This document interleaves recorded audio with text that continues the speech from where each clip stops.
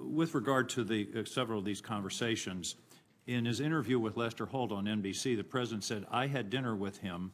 He wanted to have dinner because he wanted to stay on." Is this an accurate statement? No, sir. Did you in any way initiate that dinner? No. He called me at my desk at lunchtime and asked me, was I free for dinner that night? And called himself and said, can you come over for dinner tonight? And I said, yes, sir. He said, will 6 work? I think he said 6 first. And then he said, I was going to invite your whole family, but we'll do that next time. I wanted you to come over. And is that a good time? I said, sir, whatever works for you. And then he said, how about 6:30?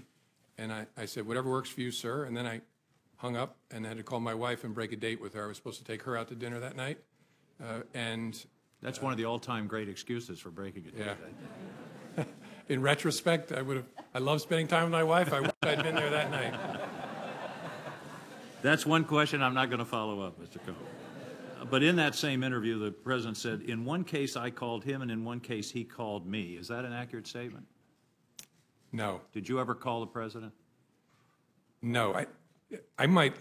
The only reason I'm hesitating is I think there was at least one conversation where I was asked to call the White House switchboard to be connected to him, but I never initiated a communication with the president.